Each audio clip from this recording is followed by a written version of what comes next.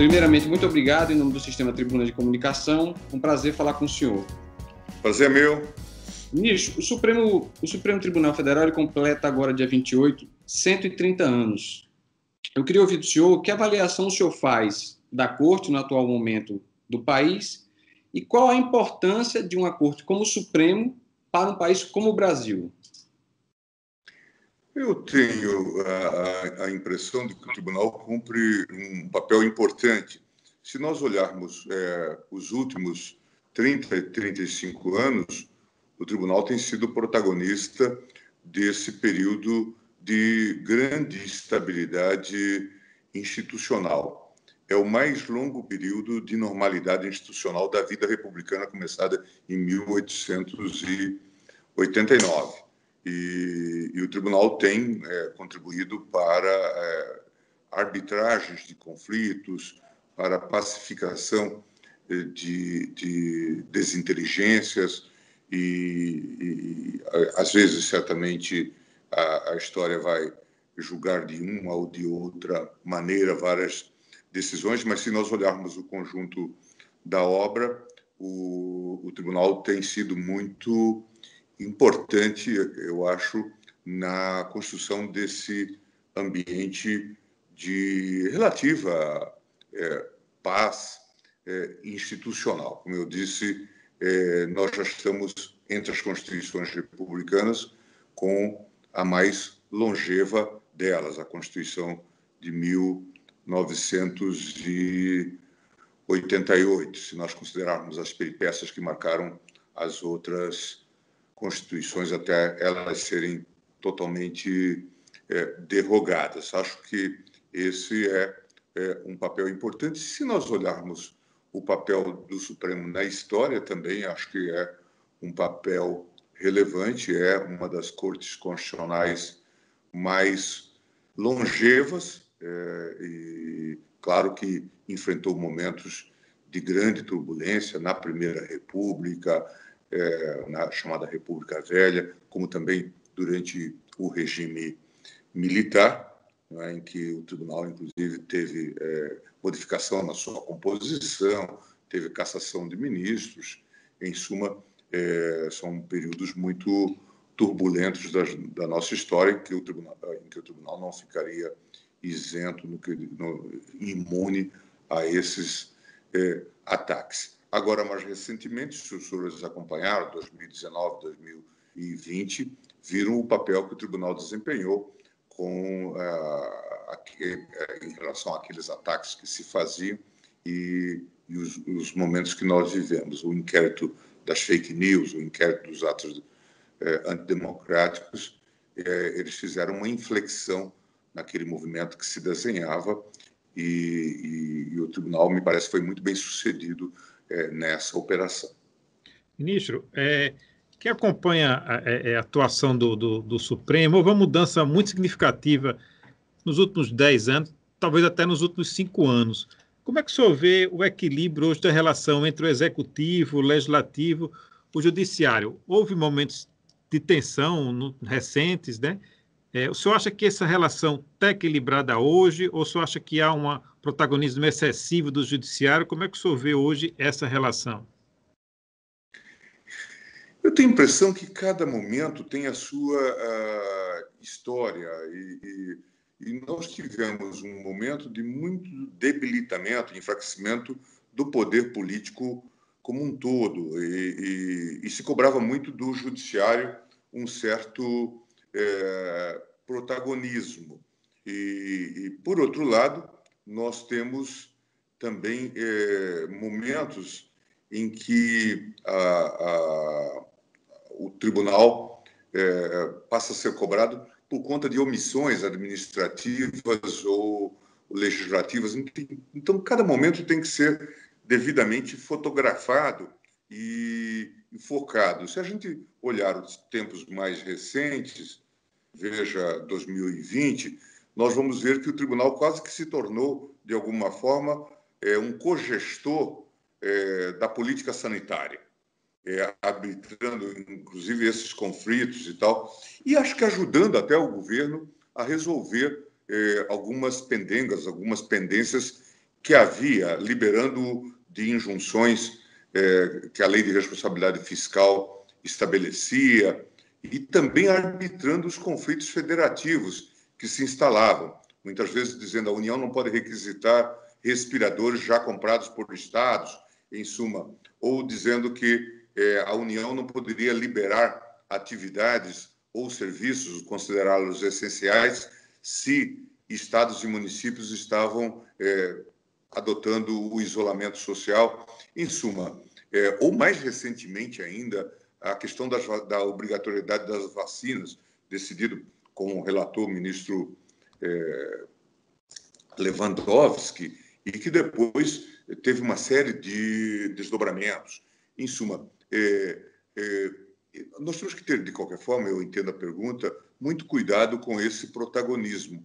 Eu acho que nós temos que ter a noção da divisão de poderes e devemos ter a noção de que o sistema constitucional defere ao Poder Legislativo o poder de legislar, ao Poder Executivo as iniciativas de muitas leis e também o poder de administrar. E a nossa atividade deve ser uma atividade eventualmente complementar, eventualmente corretiva. A legitimação democrática densa, ela está com os poderes executivo e legislativo. Nós devemos ter essa percepção.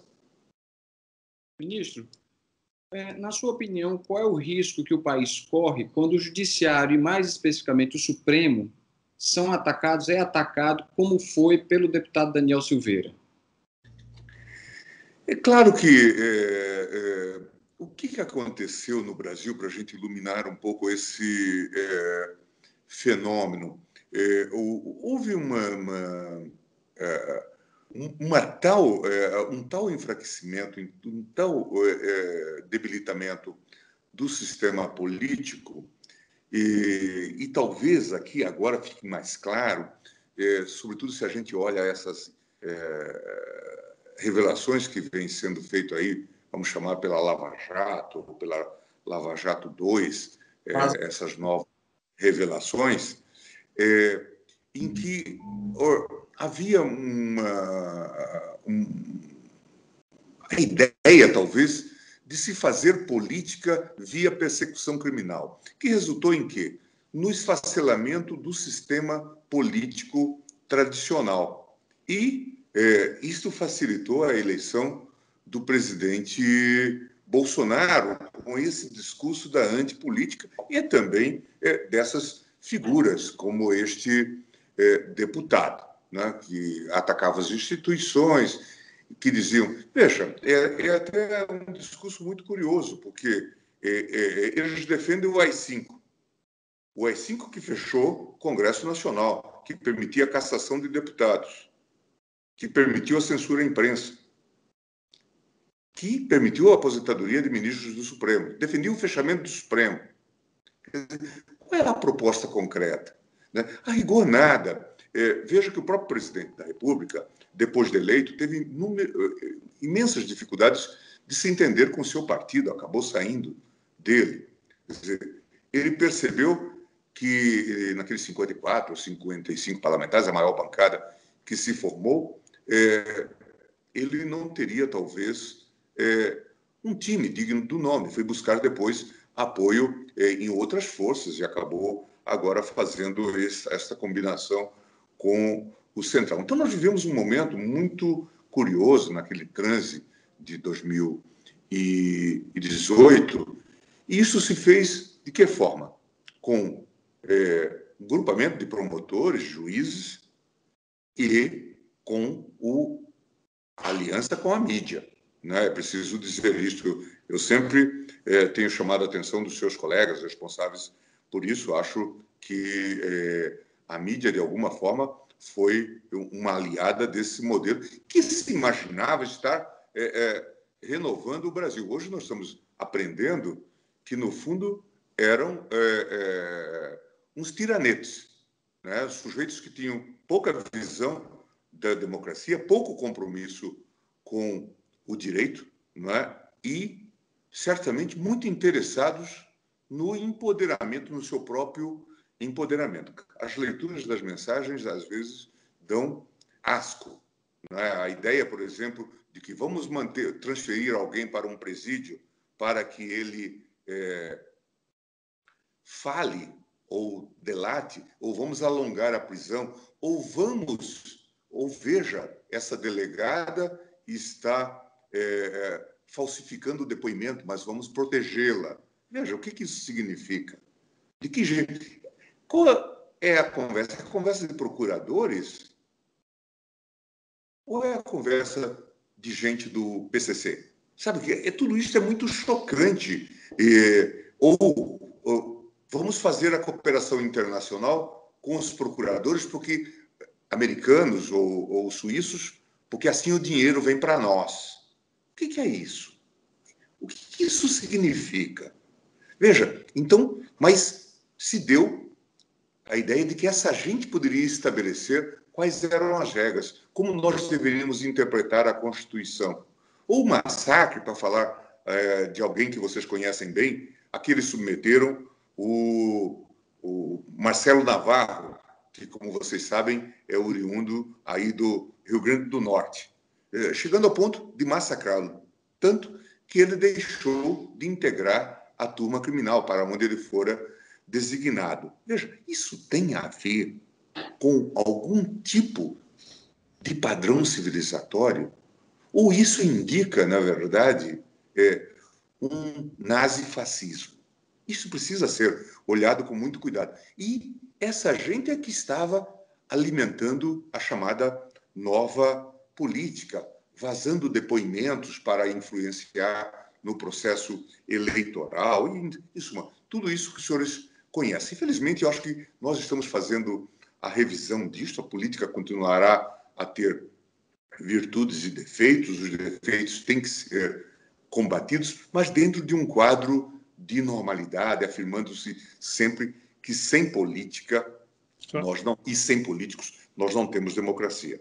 Só acha que aquela força-tarefa agiu de forma organizada e deliberada para agir de forma irregular e contra a lei naquela atuação? Eu iria mais além. O senhor acha que foi um caso de crime organizado? Eu não sei em que momento isso degenera. Acho que faltou aí organização, isso teria que ser olhado, faltou supervisão, faltou gerenciamento. A Procuradoria, naquele momento, era dirigida, se é que é possível dizer isso, pelo Procurador-Geral Janot. Janot é aquele personagem que, num livro de memórias, diz que teria ido ao Palácio da Alvorada para se encontrar com a presidente Dilma e estava tão embriagado que se perdeu entre as árvores. E que costumava dizer que, a partir das 3h30, ele já estava embriagado. Quer dizer, como que uma pessoa dessa dirige o Ministério Público? O que a gente nota é uma ausência de supervisão nesse quadro. Quais foram os desígnios, quais foram os propósitos? Até com relação ao senhor também, ele deu declarações que tinha, né, sentimento. Até com relação ao senhor também no livro, né, ele deu declarações. É isso. Mas, veja, é esse tipo de personagem. A mídia tem falado muito pouco disto, mas certamente é um dos grandes responsáveis por esse quadro de caos que nós instalamos no país. Talvez até graças à sua ausência, eu também não sei se a sua presença ajudaria, mas o fato é que nós vivemos um quadro teratológico escolhido pela corporação como o mais votado. Veja que critérios a própria corporação desenvolve. Né? Então, veja que não havia mais o que descer na escala das degradações. Isto é impressionante. Mas o fato é que, independentemente de nós resolvermos aqui, isso vai ficar para os historiadores, em que momento esta força, que poderia ser boa, se transmudou em algo extremamente maléfico, o fato é que não pode haver, no Estado de Direito, um jogo combinado de promotor e juiz. Isso é meio óbvio. E nós aqui tivemos algo mais. A conformação de procurador de juiz, de delegado, de pessoal da Receita, tudo numa mesma força, eventualmente sob o mesmo comando. Então, tudo isto é extremamente preocupante. E é bom saber disto para que a gente não deixe isto reproduzir. Porque isto é um perigo para o sistema democrático como um todo. E, no caso, criava-se uma unanimidade porque os principais órgãos de imprensa também davam apoio e validavam práticas absolutamente heterodoxas. De modo que, me parece que hoje se presta um grande serviço ao se saber, ao se difundir isto. Agora a defesa do Lula tem trazido os povos altos. É importante ler com muita atenção esses documentos, porque, independentemente da sua prestabilidade como documentos para a prova judicial, eles ajudam-nos a entender o que se passou no Brasil. E eu sempre tenho dito, nós temos que nos perguntar o que nós fizemos de errado para produzir personagens como estes, com pensamentos tão tacanhos, tão mesquinhos em relação ao direito. Pessoas tão egocêntricas, sem nenhum compromisso com aquilo que está no texto constitucional. Então, de fato, nós temos que refletir muito sobre isto e, de fato, fazermos as corrigendas devidas. Eu queria só pegar como gancho um trecho que o senhor citou, falando do caso do depoimento que teria sido forjado, segundo os diálogos que estão na Operação Spoofing. E que aqueles diálogos envolvem a questão do reitor de Santa Catarina, que acabou se suicidando por conta daquela operação que foi preso, né, supostamente por isso. Qual é o prejuízo que isso traz para a ideia, para a imagem que a justiça brasileira tem e o prejuízo para o país, para o sistema democrático? Caso isso fosse real. É imenso. Eu até já propus que a lei de abuso de autoridade recebesse o nome de lei chanceler, do ex-reitor de Santa Catarina. Eu, desde o começo, tenho dito que esse é um caso vergonhoso. Agora, se comprova, de maneira muito mais grave, que forjaram provas ali, que atribuíram depoimentos.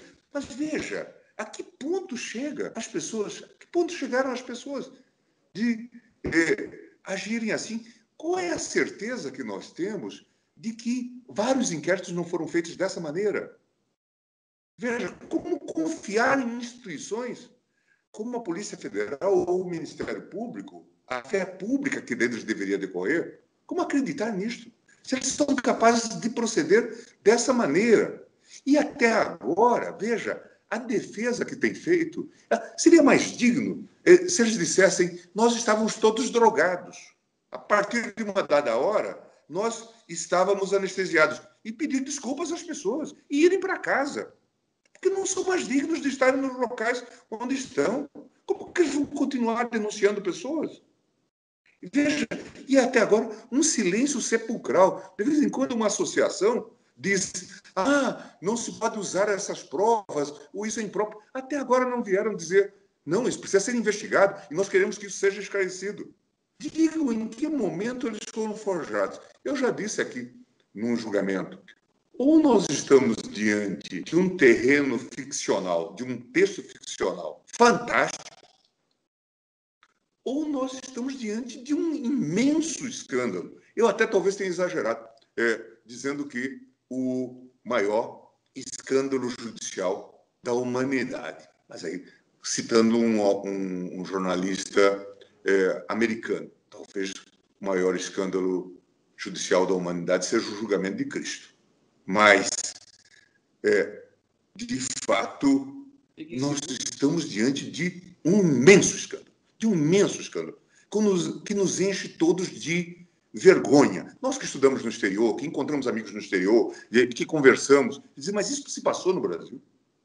E até agora, nenhuma palavra para dizer: gente, desculpe, eu estava drogado, eu fiz coisa. Ou eu não fiz isto. Os diálogos são forjados. Então indique onde eles estão forjados. Essa peça, por exemplo, Essa peça, por exemplo, da delegada Marena, ela está lá. É fácil de contrastar. Veja, ou a indicação dos fatos ligados a este famoso, que foi presidente do COAF, o Roberto Leonel, que fazia investigações subreptícias na Receita Federal. Veja, isso é fácil de comprovar. Basta entrar nos computadores da Receita e verificar se naquele dia ele fez algum tipo de investigação. E saber que ele fez indevidamente, porque ele não tinha autorização para fazer. Veja, portanto, eu acho que vários órgãos estão sendo chamados a esclarecer esses fatos. Ministro, qual o senhor acha que deve ser o encaminhamento aí? Deve ser aberto um inquérito, uma representação nos conselhos do Ministério Público e do CNJ? Qual é o encaminhamento possível diante desses fatos que estão sendo apontados? Porque, inclusive, tem um problema também dessa prova que dificilmente ela vai poder ser usada, dado como da origem dela, né? Que a origem também é ilícita, né? Possivelmente ilícita. Eu acho que tem alguns encaminhamentos aí no próprio CNMP.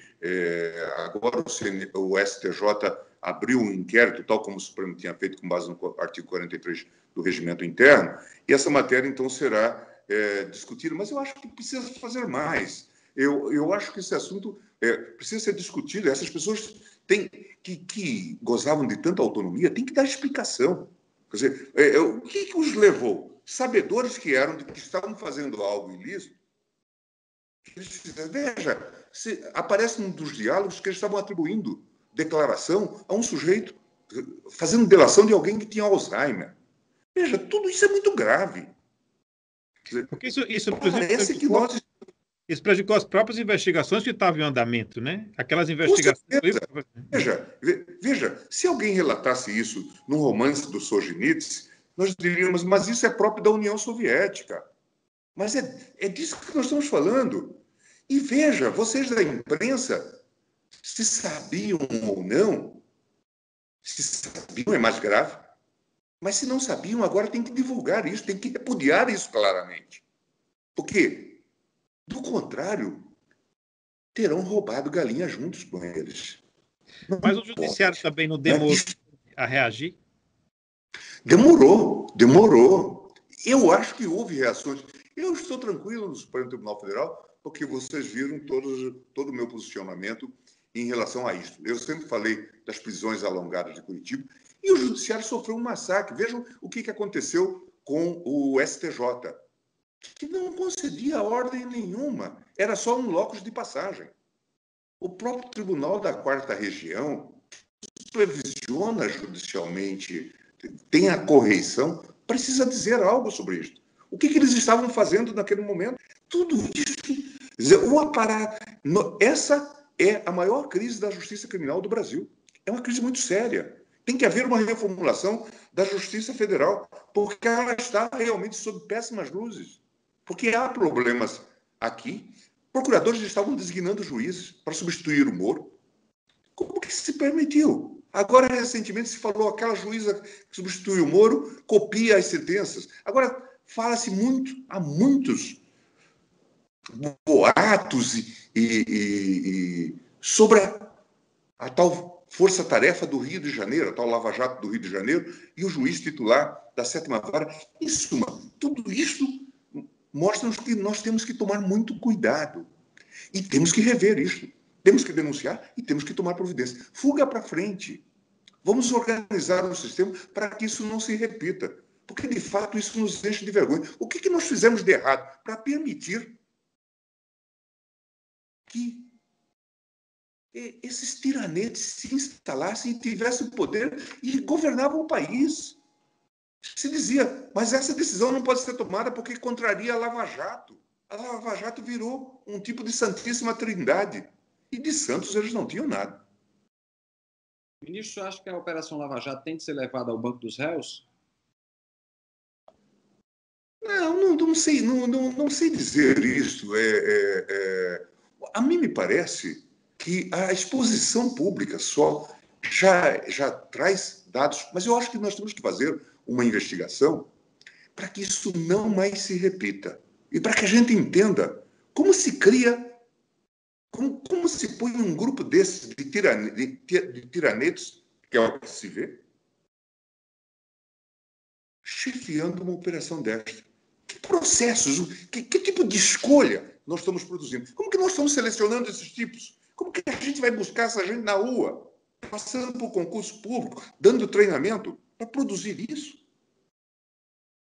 Pagando salários, pagando salários altíssimos, inclusive, né? Pelo menos acima da média do trabalhador brasileiro. Inclusive com fraude ao contribuinte, porque trazia o sujeito que morava em Curitiba, mas estava lotado em São Paulo, nunca saiu de Curitiba e recebia diária por estar em Curitiba. Portanto, um festival de gastos, mas, sobretudo, a violação dos direitos de forma sistêmica, colocando em risco o sistema como um todo. Veja essa cooperação internacional fraudada. Eles dizem claramente, vamos lavar as provas. Depois nós fazemos a sua introdução regular, mas vamos recebê-la antes. Como fazer isso? O senhor acha que, por conta de tudo isso, algumas sentenças da Lava Jato podem ser anuladas, correm o risco de ser anuladas? Não, certamente haverá casos. Nos casos concretos, muitos certamente serão encorajados a trazer discussão e lograrão, talvez, provar. Por exemplo, essas questões de cooperação internacional, isso aparece até num diálogo entre o Vladimir Aras e o Deltan Dallagnol, em que Vladimir Aras, adverte que eles não poderiam usar provas que tinham sido passadas sem a cooperação internacional devida. E ele diz, tolere, deixa que eu sei o que estou fazendo. Quer dizer, continua fazendo dessa maneira. Veja, tudo isso precisa ser olhado. Acho que, de fato, é uma crise muito séria. Se eu falar de caso concreto, eu sei que é complicado, mas tem previsão de quando esse processo, dada a importância política, eu vou perguntar, esse processo da suspeição de Moro com relação ao caso do ex-presidente Lula, do Triplex, tem previsão de quando vai entrar em pauta? Eu espero que no semestre a gente julgue esse caso. Ministro, tá em discussão na Câmara uma emenda constitucional com relação à imunidade parlamentar que foi provocada exatamente pela essa prisão do deputado Daniel Silveira. Como é que o senhor vê esse debate dessa emenda parlamentar, dessa emenda constitucional? Eu acho que, na verdade, até disse para um colega de vocês hoje, que eu não acredito que o Congresso, a Câmara, sobretudo, esteja deliberando a propósito do Daniel Silveira. Acho que ele não é uma figura para o qual a Câmara fizesse uma missa. Acho que não é o caso. Mas eu acho que é um contencioso, já que vem acumulando na interpretação do flagrante, da imunidade parlamentar, e que o Congresso está usando isso como estopim para discutir esses e outros temas. Por exemplo, nós decidimos aqui que a prerrogativa de foro não abrange os parlamentares cujos fatos ocorreram antes do mandato parlamentar. Então, nós já decidimos isso. E, nesse caso, os processos voltam e vão para o primeiro grau. Quando esses processos vão para o primeiro grau, nós temos tido um contencioso que agora a Câmara está tentando resolver. Um juiz de primeiro grau, imaginemos do Rio Grande do Norte, manda fazer uma busca e apreensão no Congresso Nacional. Aconteceu isso em relação ao senador Serra. O processo desceu para o primeiro grau e o Ministério Público possivelmente pediu busca e apreensão e o juiz lá em São Paulo determinou. O presidente Davi Alcolumbre não deixou que se fizesse a busca e apreensão, dizendo aqui nós nos submetemos à jurisdição do Supremo e não do juiz de primeiro grau. Portanto, a nossa interpretação sobre isso gerou esse tipo de polêmica e a emenda tenta resolver questões como essa. Como é que o senhor vê essa questão da imunidade parlamentar e desse limite? Esse caso também, embora o deputado não tenha importância política, gerou uma discussão importante sobre o limite da imunidade parlamentar no aspecto da opinião e do aspecto de até onde pode ir, e se há limite com relação a isso. Alguém até resgatou uma obra do próprio ministro Alexandre de Moraes com relação a isso, ou pelo menos um trecho de uma obra no livro dele de Direito Constitucional.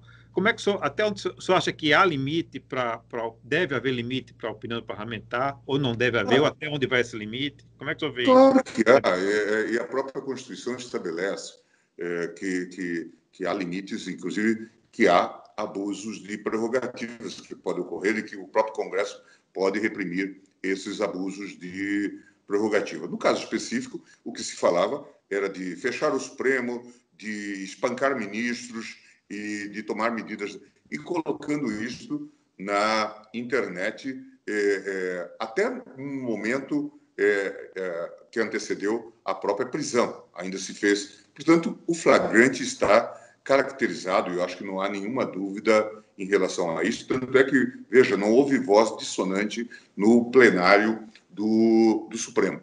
E acho que tem que ter limites, sim, para esse tipo de prerrogativa, que é extremamente importante. Nós não podemos banalizar a prisão de deputados. Nesses 35 anos que nós tivemos, acho que são 2 casos de prisão em flagrante, o caso do Delcídio, que se falava de obstrução de justiça continuada, e este caso mais recente. Mas é preciso que haja uma clara delimitação, e claro que também o autocontrole, o controle interno de Câmara e Senado funcionem, que a Comissão de Ética também funcione para colocar limites e reparos aos eventuais exageros que ocorram.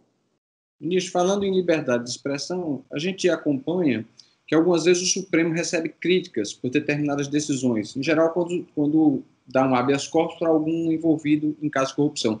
Como é que o senhor recebe essas críticas?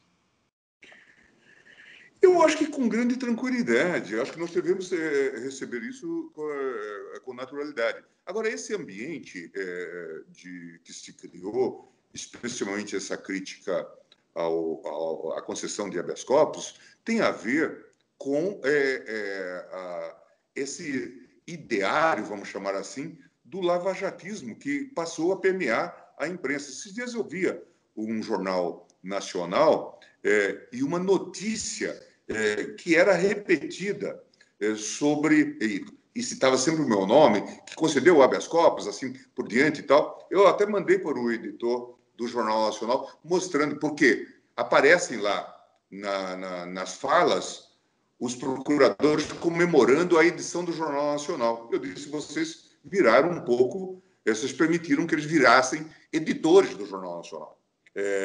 E isso, obviamente, massacrava as pessoas. Aquelas pessoas que têm medo, e é normal ter medo, né? Não é anormal ter medo, né? As pessoas que têm medo, elas acabam cedendo a esse tipo de pressão, né? Dessa mídia opressiva. Felizmente, Deus me poupou do sentimento de medo. Ministro, outro aspecto que tem provocou muita polêmica, agora está um pouco menos, mas provocou muita polêmica com a decisão de instaurar o inquérito com relação às fake news e com relação aos atos antidemocráticos. Um dos questionamentos é se seria possível os ministros, ao mesmo tempo que é vítima dos fatos apontados ou dos episódios apontados, serem titulares do inquérito, da condução do inquérito. Como é que o senhor vê essa questão e os pontos que foram levantados? Não, isso não tem grande relevância. O fato de nós, eventualmente, conduzirmos o inquérito, depois ele terá que ser...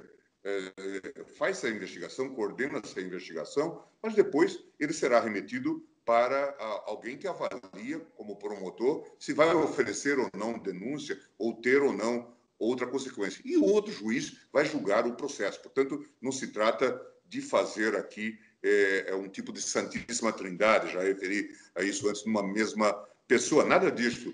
O que o artigo 43 permite é que crimes cometidos contra o tribunal ou no tribunal possam ser investigados pelo tribunal. Eu diria que essa foi talvez uma das decisões mais sábias tomadas pelo nosso ex-presidente, ministro Dias Toffoli. E ter encontrado, inclusive, o relator certo, que foi o ministro Alexandre. Esse é outro ponto questionado, porque alguns apontam que deveria ter havido um sorteio, como geralmente os processos... Não, isso não precisa... Poderia ter caído com qualquer um, o próprio presidente poderia ter mantido a sua relatoria. O inquérito é só um inquérito em que ele toma algumas providências. Agora, é interessante, veja, a importância desse inquérito. Desde a sua instauração e a partir das medidas que foram tomadas, veja que desapareceram aquelas manifestações de ruas agressivas contra o tribunal. Descobriram-se os financiadores desse movimento. Em suma, houve uma resposta dentro dos marcos institucionais contra movimentos que clamavam, por exemplo, pelo fechamento do Supremo Tribunal Federal, que clamavam pelo fechamento do Congresso Nacional. Uhum. Veja, manifestações claramente antidemocráticas. Eu acho que este ato foi importante, tanto é que agora o STJ tomou a mesma deliberação, usando do mesmo dispositivo em relação a essa questão. Por quê? Porque é um mecanismo de defesa. Veja, no episódio agora do STJ, pedir a investigação ao Procurador-Geral Aras. Quem que vai fazer a investigação dos procuradores? Veja, os ministros do STJ estavam sendo atacados pelos procuradores. Serão os procuradores que vão fazer essa investigação? Serão bons juízes? Nesse caso, serão de fato corretos nessa investigação? O senhor dizia que o Alexandre de Moraes foi uma escolha acertada. Eu interrompi, desculpa. Por que o senhor acha que foi uma escolha tão acertada, né, essa escolha? Porque ele tem o perfil adequado. É promotor de justiça de origem, foi secretário de segurança de uma unidade representativa para todos nós, São Paulo. Não é uma tarefa fácil. Conhece, portanto, todos esses meandros dos processos investigativos e da polícia e lidou com maestria com essa temática. Em pouco tempo, ele tinha mapeado todos os problemas que havia em relação àquelas manifestações e aquela agressão que havia, sobretudo, contra o tribunal. Mas não só contra o tribunal, contra outras instituições democráticas. Eu acho que nós devemos ao Alexandre uma grande contribuição à preservação da democracia no Brasil. Você acha que a democracia ainda está sob ameaça no Brasil? Não acredito. Acho que hoje nós estamos vivendo um outro momento, mas havia gente muito animada, né, com esse processo de desgaste das instituições e poderiam cometer algum tipo de loucura. Hoje é dia 25, amanhã é dia 26, amanhã completa um ano do primeiro caso de Covid no Brasil. Qual a sua avaliação como cidadão da pandemia, como o Brasil tem tratado a pandemia, toda essa situação? Esse é um tema super complexo e eu prefiro que a gente dê tempo ao tempo para que possamos analisar. Não acho que tenhamos tratado com maestria, com expertise devida esse tema. E acho que a tragédia ainda não é maior graças ao sistema SUS. Mas o SUS ficou de pé quebrado com essas desinteligências políticas, com essa politização sobre a qual nós já falamos antes, e o ideal é que nós tivéssemos tido mais harmonia. O tema não é fácil, o mundo todo está lidando com essa temática com muita dificuldade, mas a politização desse tema, a disputa sobre quem era competente para o quê, ou mesmo essa ridícula guerra das vacinas, tudo isso é extremamente deplorável e torna o combate à doença, que é o grande problema, muito mais difícil. Eu desejava que, como eu disse na fala anterior, nós tivéssemos tido menos protagonismo, tivéssemos sido mais acionados, menos acionados, e tivéssemos dedicado nosso trabalho a outras questões que estão pendentes aqui no tribunal. Então, minha última pergunta, não sei se o Ademar vai ter mais uma. O senhor citou, a maior parte da nossa entrevista, o senhor avaliou a questão de como a Lava Jato agiu. Eu lhe pergunto, hoje, como é que o senhor avalia o caso Lula, o caso do ex-presidente Lula, diante de tudo que está se sabendo hoje? Eu não vou entrar um pouco em caso Lula agora, porque estamos para julgar essa questão e certamente vamos ter que fazer análise em torno desse assunto. O conjunto geral das investigações é isso que os senhores estão vendo. Peguem qualquer dessas páginas aí do Conjur ou dessas publicações especializadas e vejam como se deu a investigação, não é? E esse jogo combinado. Os senhores acham que é possível um procurador dizer para o juiz qual será o conteúdo da denúncia, o que ele vai apresentar? Ou depois ter que submeter a apelação que ele fará ao juiz? Isso que se cuida. É isso que precisa ser olhado. Isso não é normal. Isso nada tem a ver com qualquer praxis judicial. Adotem o entendimento que quiserem. Ministro, então, para fazer outra pergunta, eu queria perguntar ao senhor como é que o senhor vê aí a perspectiva do país. Eu sei que o senhor, na Conselho do Ministro Supremo, vai falar sobre o aspecto político-partidário, mas na perspectiva do país, o senhor vê condições do país tomar um rumo de uma discussão mais amadurecida e retomar? Claro, a gente está no meio aí do agravamento da pandemia, alguns estados no pior momento da pandemia, mas o senhor falou que o país, né, em 2018, teve um momento complicado, enfim. Como é que o senhor vê a perspectiva do país?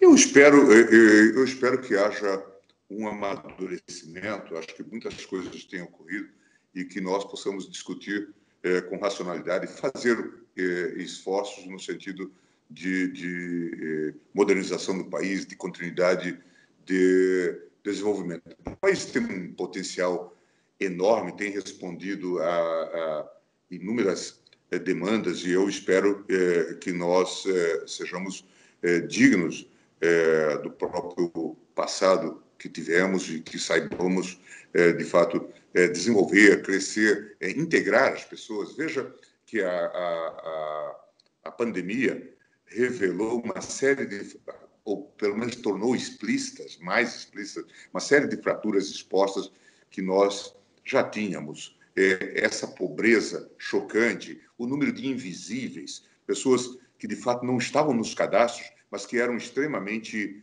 pobres, ou coisas que nós víamos, a recomendação para isolamento social. Se você tiver alguém doente na sua casa, coloque num quarto em separado, mas a pessoa vive num quarto e sala. Quer dizer, como fazer isso? Então, tanto é que eu tenho falado que nós precisamos discutir em seguida à pandemia uma lei de responsabilidade social. Nós temos que resolver essa crise grave de saneamento que causa tanta doença às pessoas. Nós temos que dar atenção a todo esse grupo de pessoas marginalizadas. Nós temos que, de fato, ajudar o país a crescer e a superar todas essas mazelas. Ministro, muito obrigado. Obrigado pelo seu tempo, pela sua paciência. Foi um prazer falar com o senhor. Lhe agradeço muito. Obrigado. É um prazer enorme. Gosto muito do Rio Grande do Norte. Um abraço a todos vocês.